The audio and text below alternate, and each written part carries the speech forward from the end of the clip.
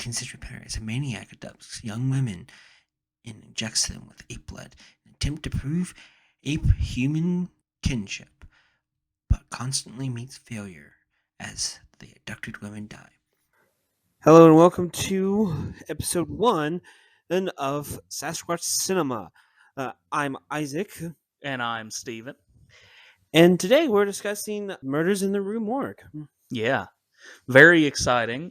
Very first time that we're diving into Bela Lugosi, who will be a recurring character on this podcast, at least for the first season. Yes, the first couple films in this season he's going to be starring in, either as one of the main characters or an important side character. Yeah, very much so. Very much so. How have you been? I've been doing pretty good. Went actually camping last weekend, which was quite fun. Nice. Very Bigfooty. You didn't see any Sasquatch, I guess? No, we weren't that deep enough into the woods to see him. Okay. I feel like Sasquatch doesn't really come near where a lot of humans like camp or anything. Probably not. Yeah. Probably not. I always feel like you got to be in the deep woods to really encounter a Sasquatch if you're going to encounter a Sasquatch. Yeah, we're just go out and just wild backpacking, that kind of thing. Yeah, exactly. For me, I've been doing good too. Good. Actually, I was down in Bigfoot country recently. A buddy of mine hired me to do a little work for him. Shout out to Tony from the Waycast. He let me know that around where he lives in Berea, Kentucky, there's a supposed to be some kind of a Bigfoot sighting area near like the south of Berea, kind of where he is. I don't know anything about this, but that's kind of cool. I don't know. That's cool. I'm up for investigating more of this, maybe looking into it, and maybe we'll update that in the next few episodes as I find stuff out. But yeah, so that's the squatchiness of our week. Yeah. Doing a little Bigfoot expedition in the next few weeks, sounds like. Yeah, definitely. Been doing a little bit of research on that kind of stuff anyway. But yeah, so this week we're talking about the Murders in the Rue Morgue. Great little horror picture, at least in my estimation. And so let's kind of get into this. Yeah, let's jump in. Steven, tell us a little bit about the film. This came out in 1932, which is interesting sort of historically when it comes to what Universal Studios was doing at that time period, what the sort of social aspect of filmmaking was at the time, and then on top of that, what director Robert Florey and actor Bela Lugosi were doing. So this is pre-code. I don't think I have to explain too much of that, but really quickly, this is before the Hays Code was thrust upon Hollywood, and so this was a little bit, generally movies of this time period, 1932, this kind of thing would be a little bit more explicit in terms of content, especially in terms of violence. You see a little bit of that in this movie. Also, Universal Studios had already 1 year before put out their 2 flagship monster movies, Dracula and Frankenstein. Of course, Bela Lugosi was the star of Dracula, and he was actually courted to be in Frankenstein as well. And sort of reports differ as to whether he turned it down, which of course was always his story, and he always said it was the worst mistake of his life. But his story is that he turned it down, and the prevailing historical story, it seems, is likely that the makeup didn't work on him, and Carl Laemmle, the producer, basically laughed him off set. So conflicting reports there, but I actually think that this coming out right after Frankenstein. I think this is a better role for him regardless. In terms of the director, Robert Florey, also interesting. He was at one point going to direct Frankenstein as well when Bela Lugosi was attached. So it kind of seems like Florey and Lugosi got fired right before production started and went on to do this film instead for the same studio. Um, and of course, the shadow of Frankenstein is sort of very long and tall over this, in terms of being a more culturally significant and probably critically significant film. But I think this is a pretty good little picture itself. As I mentioned before, stars Bela Lugosi. This is the first picture that we see him in of this category, but we will see him a bit further down the line. He is not going to be a stranger to us. We're going to get used to his very Romanian accent and his face. Yes, Maybe a little bit prettier than he is in this movie. He's got a bit of a unibrow in yeah. this movie, and they intentionally make him look ugly and creepy. It's completely intentional, because I think overall, I think Bela Lugosi is a good-looking man. Oh yeah. Like he's very handsome and very like well-mannered man. There were multiple reports, I believe, of young women working with him, many years his junior, who would describe him as the most sexually attractive man that they had ever met. Like this is not. That's very funny. It's really funny to think of, and he's Dracula, whatever, you know. Yeah.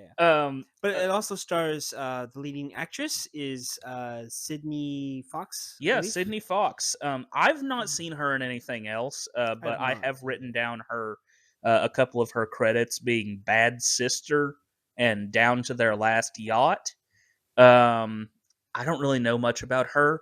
I think she's fine in this, personally. Yeah. I think she's definitely a lovely young lady. Clearly just sort of perfect for the role that she plays, and we'll sort of get into that Yes. as we go along.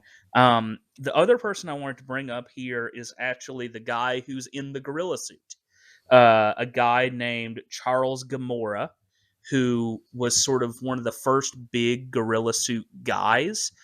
This sort of became a cottage industry of guys who would build their own gorilla suits and rent out both the suit and the guy and be the guy in the suit. So he didn't sort of end up getting paid twice. It's kind of interesting the way that they do that. Yeah, and of course our gorilla suits would eventually evolve into Yeti and Bigfoot suits much later down the line as that mythos began growing and becoming more prominent in Hollywood features. For sure. But Charles Gamora, or Charlie Gamora, I've heard some people refer to him as.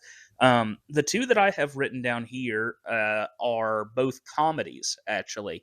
He is an actor in a gorilla suit. Well, I guess it's supposed to be a chimp suit in the Laurel and Hardy picture, The Chimp. It's about a half hour long. I've seen it before. Really fun little movie. Of course, he's sort of catalyst for a lot of comedy that they do around him. And then he's in the Marx Brothers film At the Circus. Not one of their better pictures. Does have a couple iconic scenes, and I believe that Groucho tells a funny story about Charles Gamora, but I don't think Groucho was not trying to be accurate to Gamora or his character. We'll kind of leave it at that, largely because I think Groucho brings in jokes about midgets and stuff like that. So, and we don't really get into that. We don't need to get into that. But one quick idea or question, I don't know if we know the answer to this. Since did that film come after this film that we just watched? Oh yeah, all of this stuff sort of comes after this. This is one of my understanding is that this would have been one of the first big pictures, big studio pictures that Gamora would have gotten involved in, and especially big pictures with a man in a gorilla suit. Yeah, for sure.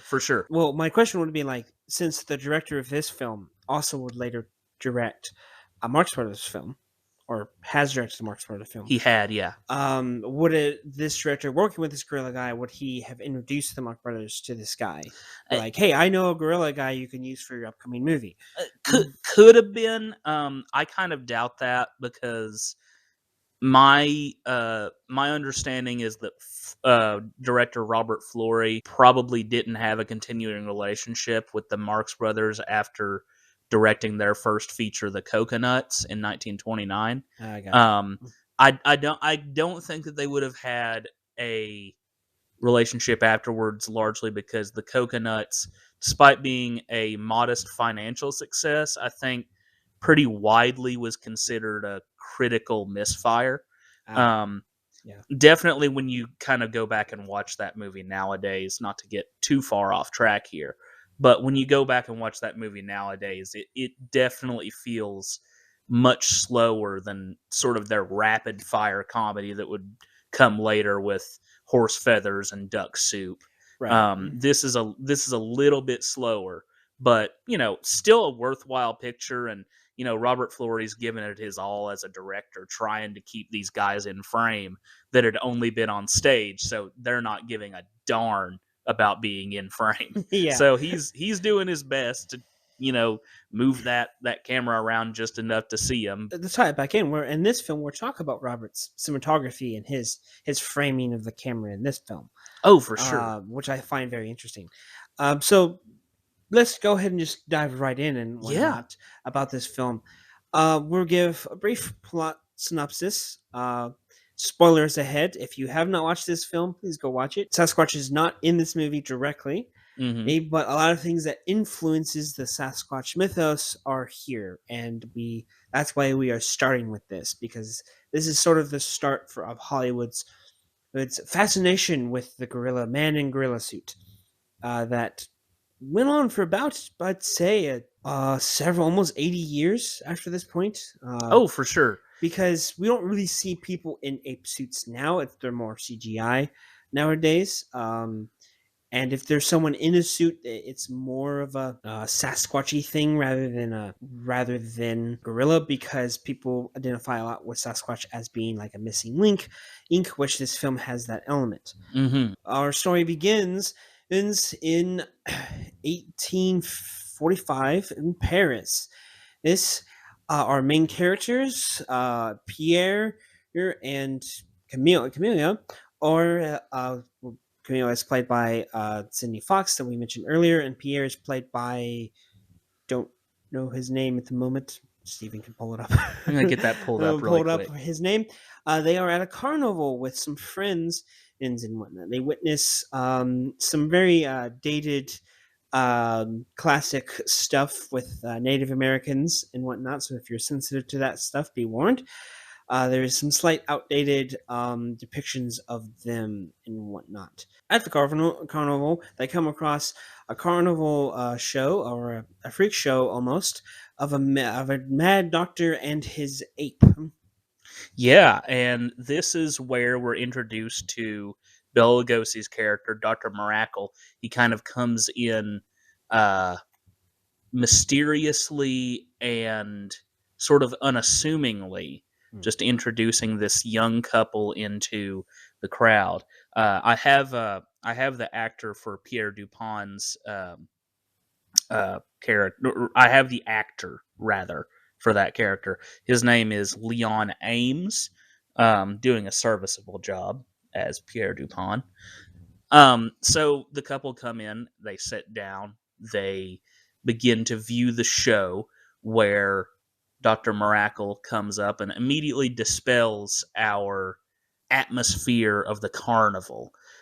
This is not going to be your typical freak show. He's here, he believes at least, to educate the audience. So he starts making a speech about basically Darwinian evolution and his particular conception of it. Sort of pretty straight down the line for that particular period's Darwinian evolutionary theory. And after that, introduces us to Eric the Ape.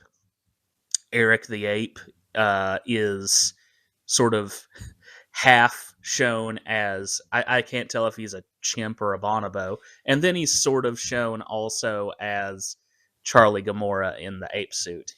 Yeah, the ape suit for the wide shots, and the close-ups are. I think it's a bonobo because of the facial structure and whatnot, and how much more darker. Well, it's black and white, but it's just darker complexion on the close-ups, and that is much more with the bonobo.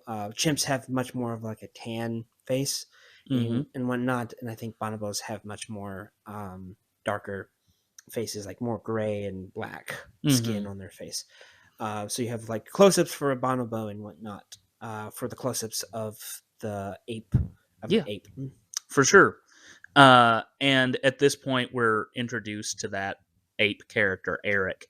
Uh, he's sort of, I don't know. Lugosi just keeps going on about Darwinian evolution for a while. He shocks the audience, this sort of Victorian audience, and Well, one guy says heresy towards this, and even at the time this film was made, this concept was super controversial. mhm. Of like that we came from apes and evolution and whatnot. FYI for listeners, as Stephen and I are both believers in like creation, so this is like a very much of an interesting concept. Although we don't fully believe in evolution, we're not going to go and deep dive into that or discussions about that. We just want to make that clear and evident. But for an audience at the time of the 1930s, this would have been also still very controversial to bring up evolution. Oh, very shocking. It's very likely that that kind of audience might have similar reactions to some of these people in the audience as well. We'll talk a little bit more about that as we sort of go along. But yeah, we've got a very sort of outspoken and violent audience towards what Lugosi's saying. Lugosi finally wraps up, and at the end, allows people to come and introduce themselves to Eric the Ape. At this juncture, Eric the Ape starts to show a little bit too fond Shows friendliness. affection. We're saying Affection is a good word. A little bit too much affection towards Sydney Fox's character, Camille, and decides that he wants to throttle Pierre Dupin, her boyfriend. So you've got that kind of weird little scene going on there, which actually well, we'll get into critical opinions later, but Yeah. I thought that sudden the sudden grabbing that Eric does towards Pierre Dupin, I thought that was actually very shocking the way that they filmed that. Yeah. But we'll move on and talk about critical opinions later. Yes. Also another detail, Camilla gives Eric her bonnet, because this is 19th century. Women wear bonnets at this time. And she gives a bonnet as a gift. And, well, actually, Eric just wanted to hold it. But she expected to get it back. But after the attack, Eric won't give the bonnet back. So Bela Lugosi, this character, says, "Where do you live? I'll send you a new bonnet," since Eric is that. And Pierre is very protective of Camilla and is like, "No, you can't have her address," this and everything. And they promptly leave. Which prompts Bela Lugosi's character, Dr. Mackel, to send his assistant, a very Igor-style character, Mm-hmm. to follow them home, which is very creepy and very disturbing. But it also introduces us to this Paris that we are in 18th century, 19th century Paris, that set that they have, which I think is quite good. Lovely set. So they follow the assistant, which I don't. His name is said. I just can't remember his name. The assistant. Janusz. Yeah. Janusz follows the lovely couple home, and it's there is a nice, lovely scene of Pierre and Camilla's showing their affection for each other. He knows where Camilla lives now. Then after that, in the carriage ride, the doctor does a carriage ride. He witnesses two presumably homeless ruffians fighting for some reason. We presume over a woman who is witnessing the fight and screaming. And then after the two men kill each other, she's left alone, and Dr. Mackerel very creepily takes her into his carriage. Yeah, and this is where we get an incredibly disturbing scene, especially for this time period. But I mean, even today, Yeah. where we first see an outline in shadow of this woman up on a sort of misshapen cross. I believe historically it's like a flailer, because you would it's like an X, and then you put the person up an X, and then they would flail you on that X. A very disturbing medieval torture device. Yeah. And so so Dr. Miracle's got her up on this X, and he's essentially torturing her, trying to get a sample of her blood and skin to see if it will possibly mix with the blood of Eric the ape. There is sort of an implication that something else has also happened to her. She's very upset, makes a whole lot of sense. Yes. I would be too. Yes. And she's just, it's a very torturous scene. It's hard to describe, and would be better discussed in a moment. But suffice to say that he tortures her pretty much until death. She's gone, and they just summarily just toss her into a trap door, which I suppose leads down to the Seine, the river, because we hear a water splash when she goes through the trap door. Yeah. And one interesting note that we can briefly talk about, since we're here at this scene, is that Bela Lugosi's character, Dr. Mackerel, actually shows a sign of like remorse and sadness at her death. I think is very interesting, and sort of humanizes this madman in a very interesting way. Like, Dr. Mackerel is truly insane. Like, he is an insane man. But he does show remorse for her death, which I think is very interesting. Yeah. And adds a layer of complexity to him that I find very humanizing. Yeah, humanizing, and somehow that makes it almost more disturbing. Yes. Because you just get this feeling that he believes 100% in what he's doing. Yeah. And he believes so hard that he's willing to do these awful things, even though it hurts even him. Yeah. Yeah, which I think makes it more disturbing. Yeah. And sort of as we're going along here, so he dumps her in the Seine. She's fished out, and they take her to the morgue. And promptly, Pierre Dupin shows up at the morgue. Turns out that Dupin has been doing studies on bodies. He seems to be a medical student. And he asks for these two women who have been fished out of the Seine before. And of course, the morgue attendant says, I can show you three, because another one's just showed up. So now he is investigating this series of murders. Essentially, it seems to be as a hobby, sort of armchair forensics. And well, I don't think it's armchair forensics. It's more of like, I think he's just fascinated by these three deaths. He's also a medical student, and he's fascinated specifically with blood as well. Which it leads directly into a very wonderful scene with his roommate. Lovely Paul. scene. Paul, played by, you can pull up the I'm gonna actor's name. pull that guy's name up Yeah, because he's we a really wonderful liked him. a wonderful actor, very hilarious, very comical, but also a very endearing character as well. I think This guy is Burt Roach, Birch Roach. and I'm pulling up his letterboxd really quick to Yeah, just really quickly throw out a few things that he's in. He's in the great film The Thin Man, a great sort of mixture of screwball comedy and detective mystery. yes.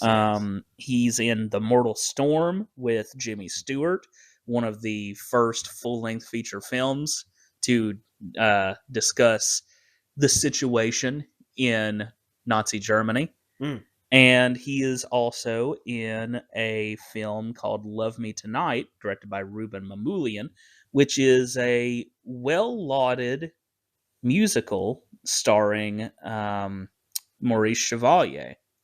So this guy, clearly a character actor who's been around and has done a lot of stuff, and he's lovely here. He Yes. plays. Do you think he's sort of gay or bi-coded?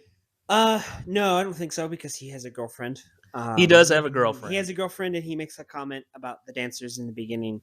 So I don't think so. I think it's more of an odd couple situation. That makes a lot more sense. Odd couple situation, which is now gay coded now in the modern era, but back then that was not at all the intention. It's just two people with very different personalities and whatnot.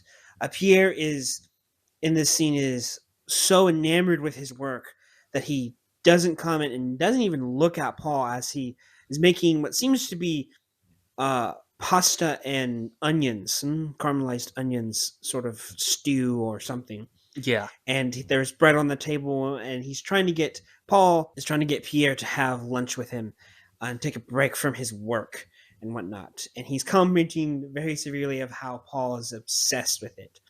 And the morgue keeper actually comes and visits them to update Pierre about the body and looking for additional payment for what Pierre did with the body. Pierre, though, is a broke medical student, so he can't pay him. And there's a very funny scene with Paul and the morgue keeper as the morgue keeper is trying to get lunch from him. But Paul doesn't like the morgue keeper, so he promptly kicks him out after realizing what he was trying to do. Yeah, and whatnot. It's really good. It's a very fun scene in the middle of this very dark movie. Yeah, he is this bright light of comedic relief that is so needed. Yes. Like honestly, and yes, this is a bit of a critical opinion, and I'm gonna throw it in here, but like the movie would almost be unbearably dark were it not for Paul. Yes, I agree. But yeah, we've got that lovely scene of Paul doing his thing. After that, we get to go back to Camille for a little bit. She receives a bonnet in the mail. She doesn't know who it's from, but she's going to wear it to this little picnic that she's going to with all of her student friends, including, of course, Pierre and Paul. Paul's definitely got to be there. He's got to be there flirting with chicks. Oh yeah. Yeah. And well, Paul has a girlfriend that we saw from the beginning. Yeah, okay, he's flirting with his girl, with his lady. It seems that most of these French gentlemen are flirting with their madames and whatnot, if you will. They are flirting with them to like courting them for marriage and whatnot. And there's some fun little gags about courting and being courted and whatnot in there. And we will talk about the fantastic camera work in this scene here in a minute. But so she's hanging out with Pierre. Pierre then finds out who they think it's from, and it's from Dr. Miracle. Well, we already know because Dr. Miracle sent a letter. Yes. He sent a letter, so she already knows, and so she tells him it's from Dr. Miracle, and Pierre gets very worried. Yeah, Pierre gets very worried. He then goes to Dr. Miracle's tent. Is it a tent? Yeah, his big carnival tent. He goes to the big carnival tent in Camille's stead, so that he can meet with Dr. Miracle. Yeah. Miracle pretty much rebuffs him, but while he's there, he finds out that though Dr. Miracle has said that he is moving on with the circus, going to Munich, that that is not the case, but rather that he is going to be staying in Paris secretly. Pierre presumably hangs around the carnival as it broke down and hitches a ride on the back of Dr. Miracle's carriage and follows him home to an abandoned building of some sort.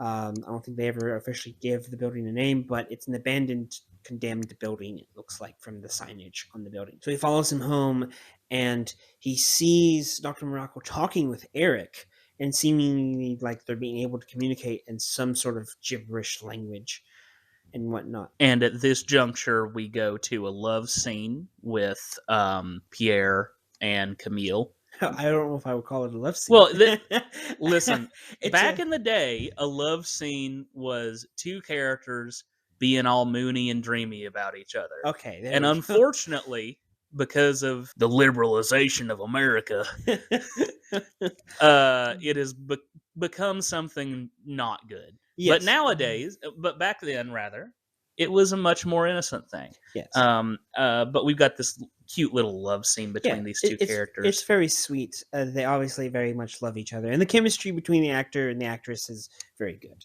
Yeah, very much so. And at this juncture, we're moving into more sinister stuff because Pierre leaves, and Dr. Miracle comes to. Well, he had been watching the entire time. Yes, he'd been watching them the entire time. And he comes to the door, tries to get in. Camille shuts him out, and he sends Eric sort of up the side of the building to crawl in through her window to retrieve her.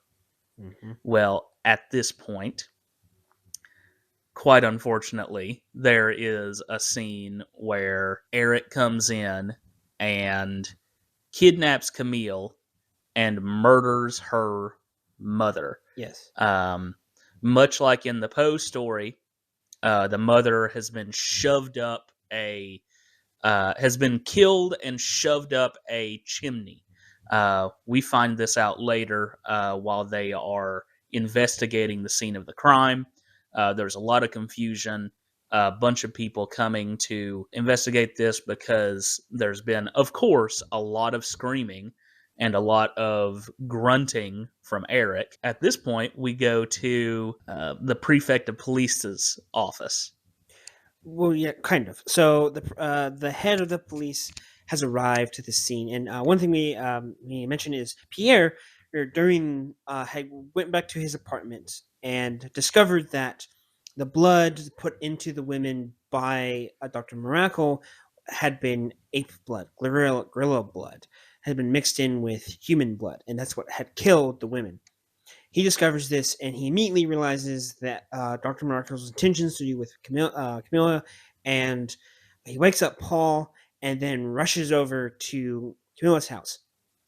And he arrives just as the screaming begins, when Eric is invading, and he, with the assistance of a police officer, break down the door and enter into the room, seeing, and both women are gone at that time. And then, so the head of police comes down, and initially Pierre is suspected of being the actual culprit, due to being the sweetheart of Camilla, and also he visits every night. One of the neighbors say he visits every night, so he's immediately suspected and believed to be insane when he starts talking about Eric. But in the hand of the mother who had died, there is ape hair, and they realize that it's this doctor, so they rush over to the abandoned building.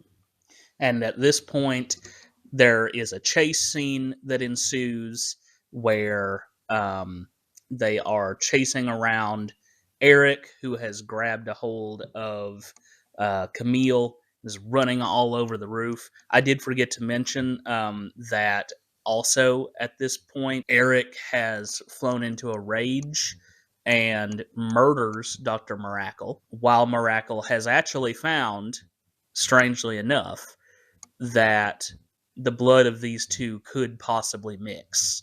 Yes. But before he can end up finishing his nefarious deed, he's destroyed by Eric. So we continue on with this big chase scene.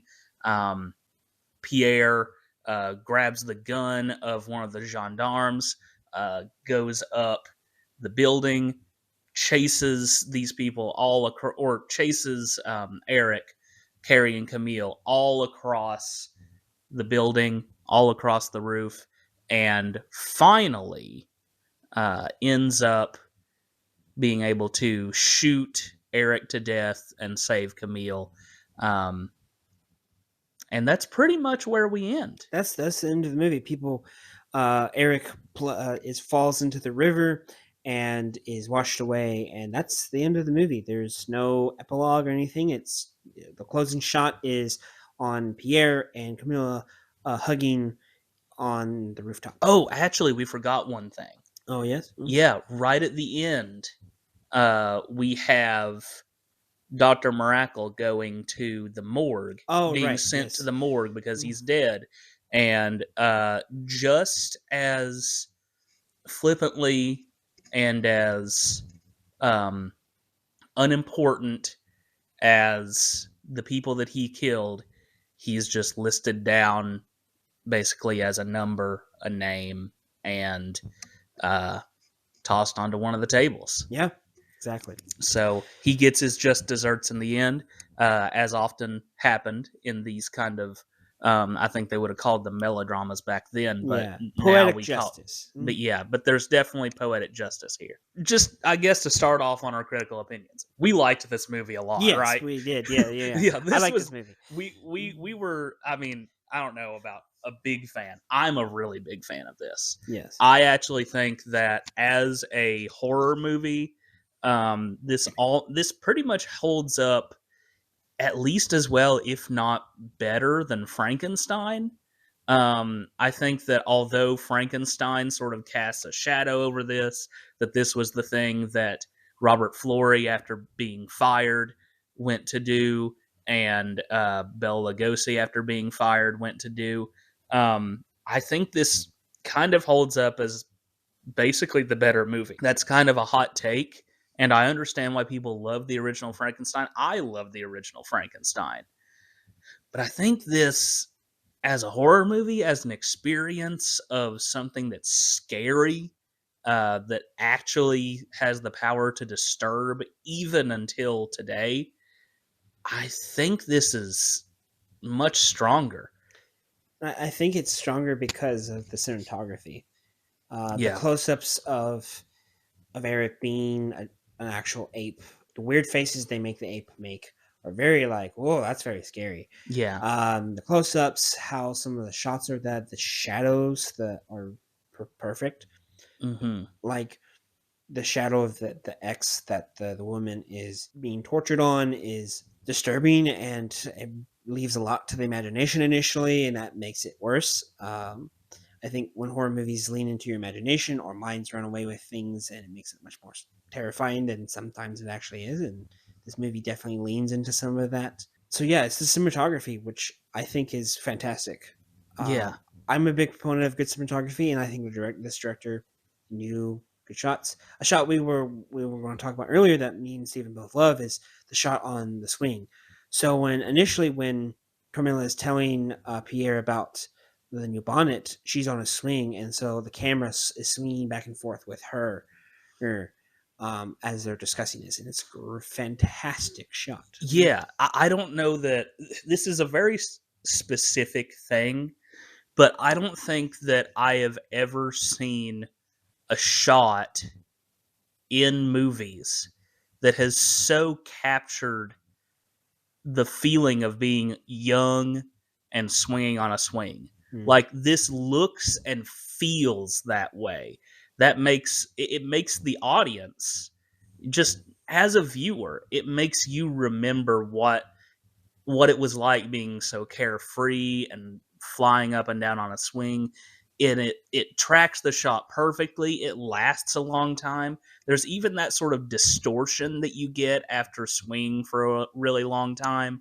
That sort of visual distortion of seeing things fly by. I don't know if this had any kind of influence at all on like that famous Vertigo shot in Hitchcock's Vertigo, but I think that some of that sort of visual distortion has something to do with that as well.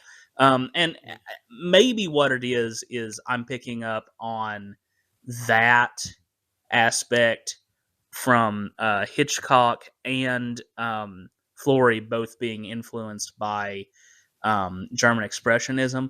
There's a lot of sort of German expressionist cinematography and lighting in this.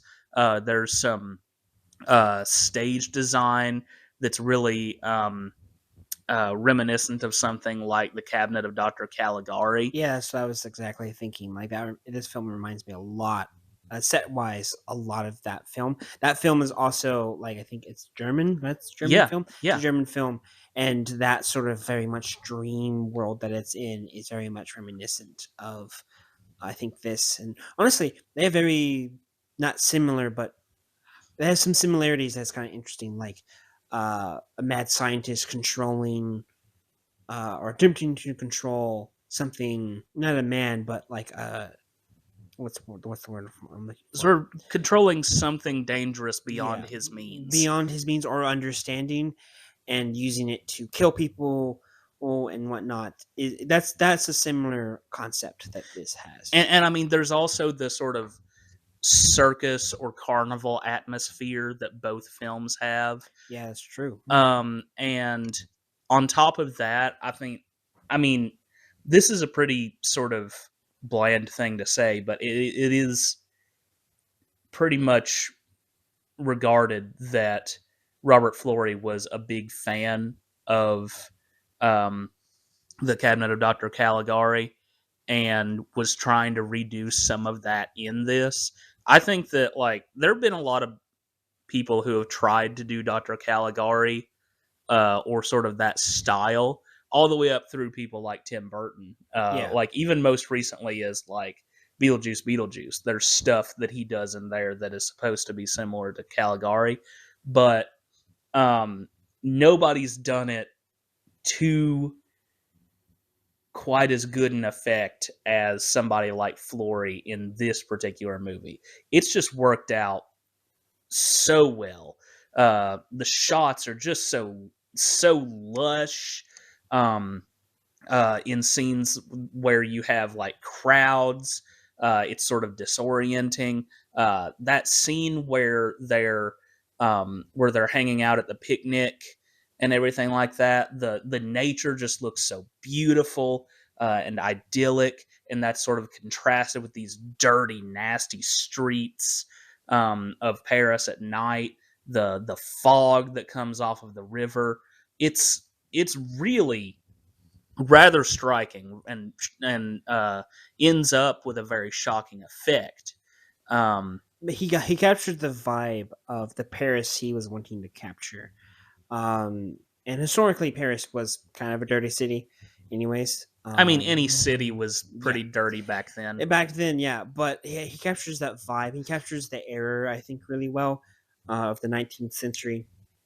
He captures that, and like his Doctor Caligari vibe is also really good. I think mostly because he was probably so close to Caligari compared to a lot of other directors who've tried to capture that style. Mm-hmm. He's much more closer to that era, so he probably knew a lot more about exactly what Caligari did technique-wise. He's compared to, I think, now sometimes we forget the exact techniques that people used to use to create certain effects and certain things. Yeah, I think the cinematography is definitely what holds this film together and up. And transitioning to not the cinematography, but transitioning to the script. Yeah, I think the script is very phenomenally written. I know it's not close to Edgar Allen Poe's original story, from what you've told me. I have not read the original story, but what I do know is that the script is really tight. This is a 60-minute film, Yeah. and the script is super tight. It does everything. The dialogue gives the information without overbearing or doing too much exposition. There's a lot of showing, not telling, even through the dialogue, because a good filmmaker and a good writer can show you something through dialogue without telling you what's happening through dialogue. Mhm. Like, for example, there's this great showing when the first victim comes to the morgue. There's this, through the dialogue and the acting performances between the person bringing the body and the morgue keeper, you can tell that this has happened before again, and you can also tell that the morgue keeper really doesn't care about Mhm. who this individual is, nor does the person bringing them in. There's this lack of empathy from Mhm. these people about the victim, which is honestly very sad and very tragic and whatnot. There's hints at that this woman may have been like a prostitute of some sort, which gives me Jack the Ripper vibes. Yeah, very much so. Which in that case, there's also a lot of lack of empathy for the women victims, and one of the reasons we didn't catch Jack the Ripper is there was not empathy for the victims. Yeah. And so I think that's a similar case here, which you could say that the time when he finally goes after a woman who is up a bit more of upper class is when he actually gets caught and actually Mhm. people start caring about the murders. Yeah.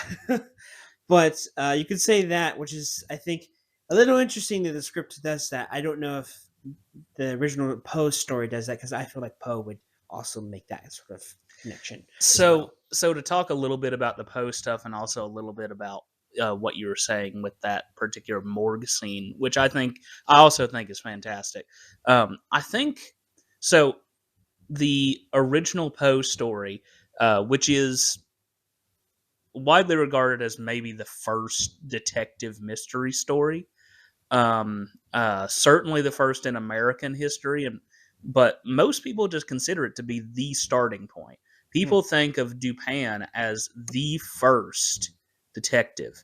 And Dupin is more of a detective in that story. He's not a medical student.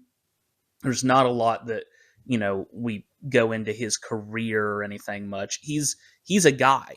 He's just a guy who happens to be smart. Yeah. And so the similarity is really in that murder scene, that scene where Eric invades the house and abducts Camille and murders her mother. Now, there's no abduction in the story. Both people are murdered. Like the woman and her daughter are murdered. And in the story, the culprit turns out to be an escaped orangutan who has gotten a hold of a straight razor. Um, so there is this sort of element of, well, what if apes more intelligent than we think? What if they're maybe a little more human than we think? That kind of thing is really prevalent in that original story as well. Of course, in this, Eric's basically supposed to be a gorilla. Yeah, So he's a gorilla, and he's also sort of more of a missing link, I think, yeah, because that's what Dr. Michael is trying to frame his as the missing link yeah, in human evolution, which even in the movie, like, no one takes that seriously and whatnot. yeah, But he gives more ape gorilla vibes. yeah. It's like when you get into that, it is much more in Miracle's head than it is in anything that's In really, reality. yeah, really textually in reality. Um, it does seem that Eric has a fondness for this woman, but I mean, just in real life, that happens. Yeah, Unfortunately, that does like happen. it Yeah. has happened. And it's sort of a trope in a lot of ape storytelling, during this age. Like King Kong has a fascination with a woman Yeah. as well, and there's a couple of other like just ape movies that have these apes are fascinated with these beautiful women, Mm-hmm. and they like kidnap them or and whatnot. And there's definitely suggestion of bad, disturbing other things that the ape wants to do to this woman. Is just like, Yeah. oh my, Yeah. And also that Miracle wants to happen. Miracle is so he's so obsessed with that that concept of interbreeding humans and apes in order to prove evolution that he's willing to go. I don't know why this is occurring. The full Monty. Yeah. He's willing to go that way. He's That- willing to go the whole way. that's a good way of saying it. Slightly censoring it, but yeah, the full Monty is a good term because yeah, and Mako has humanity in it. The film gives us a scene that shows that he has humanity. He But- even seems to pray, even though he Yeah. doesn't. He gives no indication of actual belief in God. But you know, like with so many villains, at the deepest depths of their sorrow, they'll turn to something that they maybe don't even regard to be true, Yeah. like a god. The concept of Yeah. a god. The He concept of seems God, he yeah. seems to clasp his hands in prayer, but that lasts for a very short time, and Yeah. immediately he sort of goes on, how long must my search go on? And Yeah. that just immediately puts you to, oh, okay, well, despite the death of this person who he had so much invested in, he's willing to just throw her away now. Yeah, he throws her Um, away like nothing. And She's garbage to yeah, him. she's garbage. She gets put into the river where all garbage goes to him, apparently. So Mhm. it's just like it's awful thing, and it just shows you his true belief of the value of human life. Yeah. That's there. It's not that, like, he doesn't want to prove anything scientifically in order to further the knowledge or the flourishing of humanity. All that he wants to do is prove it so that he can prove that he's right. Yes. That he only has selfish motives. He is the definition of a mad scientist, Yeah. which I think proves that he would have made a better, not Frankenstein monster, but a better Dr. Frankenstein. Oh, very I much think so. he would have been much better in that role because I think he can play the mad scientist very well. Oh yeah, and he goes on to do that, you know, many times throughout his career. I mean, a memorable time is in a movie called The Devil Bat, where he's a scientist that studies, well, basically that studies pheromones and starts to create this devil bat. I don't know. It's hard to explain. It sounds wild. But getting back to the movie, so that's the script. And speaking of Bela Lugosi, just the performances all around, I think, are very good in this movie. Yeah. There's not really a weak performance from any actor. Any actor is giving exactly what they need to give for their characters and do. Ooh, shout out to all the entire cast here. I think they're great. Bela Lugosi, uh, Pierre's actor, Camilla, the henchman there, and of course despite not being on screen a whole lot, the guy in the ape suit I think is great as well. Oh, Especially yeah. when he's running across the rooftops, is great.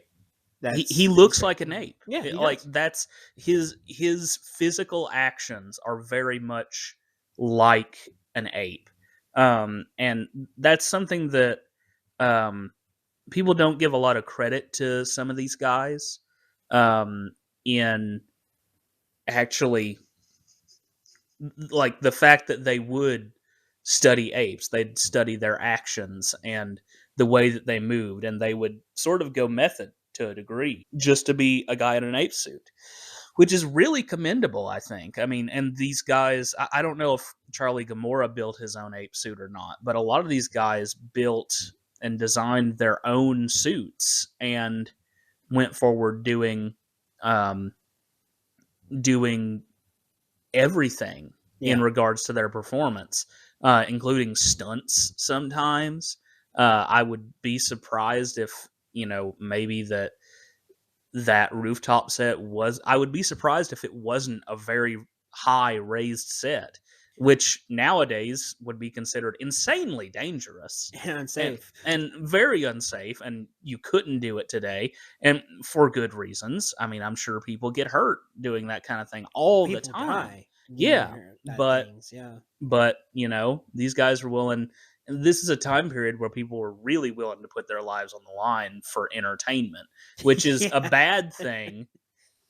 It's a Yes. bad thing, but it's commendable. Yeah. I mean, Dedication to your art and the willingness to risk yourself for it, which was considered very commendable even at that time. A little too commendable, I think. yeah, Studios pushed it a little too far because they were too cheap. Follow certain safety standards that they did have at the time. yeah. Overall, though, I think that just from performance to the writing, which is, I think it's adapted by Robert Florey, and there are a couple other writers whose names I currently can't remember, but who also worked on Yeah, this. they added additional dialogue, additional story things. Yeah, there were some additional dialogue bits apparently by John Huston, the great director of The African Queen, The Maltese Falcon, one of my favorite films. When he was a writer, he wrote a story called The High Sierra, fantastic sort of early noir. So, like, there's real talent that went into this, and it really shows. I mean, the writing is great, the camera work, the lighting, the set design. It's all beautifully directed by Robert Florey. He's a real underrated director that has a couple notable films that people think of all the time connected to him. One of them. This being one of the two or three, Yeah. and then the other films are kind of not exactly lost to history because we have copies of them. Yeah. But nobody talks about them. And so he's somebody you should really watch if you're a cinema fan and you're listening to this, which I don't know why you'd listen to this if you're not a cinema fan. Exactly. But you should really track down not just this movie, but a lot of Robert Florey's pictures. And yeah, the performances are just wonderful. We're really high on the guy that played Paul. I still can't remember his name. Let me see here. Burt Roach. We're really high on Burt Roach. We're gonna be looking for him anytime we watch classic cinema. We're gonna be watching this guy. We're high on him. Yeah. So and just in general, I think if you're a fan of horror movies from the 30s, or if you want to see something that really does contribute to sort of the Bigfoot mythos to a degree, with its focus on the missing link, with its focus on the link between man and ape, and also just the gorilla suit aspect of it. I mean, like, Yeah. if you don't have the gorilla suit, you don't have people saying, "Oh, well, it's just a guy in a gorilla suit." Exactly. And you also don't have, if Bigfoot is just a guy in a gorilla suit, you don't have Bigfoot. Yeah. So that's why this is there. Like, the missing link in the gorilla suit aspects to this movie is why it's our first film on this list, or not list, but on this podcast. yeah, It's important to that because it's the first. The gorilla suit is one fantastic, and I wish they had used it more in shots. Being more confident in that people can suspend disbelief long enough to be engaged with that. And I think as we go down the line, we'll see films be a little bit more confident in showing off its gorilla suit, for better or for worse. Because there are some bad gorilla suits out there that we're going to laugh at and be like, that looks dumb. But that's okay, because it's still part of the fun culture, I think, of Bigfoot. Like the whole concept of Bigfoot and Sasquatch is a guy in a suit, because a lot of people say it's just a guy in a suit. And like you said, they couldn't say that if this culture of guys in gorilla suits didn't exist. Exactly. And I think that's just a fun aspect of that. And the missing link aspect, I think, is much stronger tied to Bigfoot than I think the gorilla suit, because this film is all about the missing link and the concept of that, which is the main theory that what Bigfoot is. He's a surviving missing link. Yeah, exactly. So that's the Murders in the Rue Morgue. What are we doing next? We are going to be reviewing The Gorilla, which I don't know what year that came out in. It's still the 30s, I believe. It also has Bela Lugosi in it, but he's not a main character. He is a butler in that. Yeah. And when we discuss that film, we'll discuss a little bit more why he's just a butler in that film. But for Murders in the Rue Morgue, I'm going to give it a rating of 4 out of 5 big feet. I think it's really good. I recommend it if you're a horror fan, and if you're a classic cinema fan, watch it for sure. And if you're a Bigfoot fan and you want something that gives the vibes of some missing links, it's got that too. Yeah, I would definitely completely agree with you. 4 out of 5 big feet. Very excited about this movie. I have been ever since I first saw it, and I'm so glad that I finally got Isaac to watch it with me. I've been trying to do this for a long time. So yeah, we will soldier forward with The Gorilla coming up very soon, and yeah, I recommend this movie, and I don't know if I'll recommend The Gorilla or not, but we will find out. Watch the episode 2 to find out if we recommend The Gorilla or not. Yeah, but before we leave, Isaac, are you convinced that Bigfoot exists yet? No. Murders in the Rue Morgue gave me no compelling evidence. Oh, As I don't believe in the missing link, I think that's science hoopla. okay. I basically agree.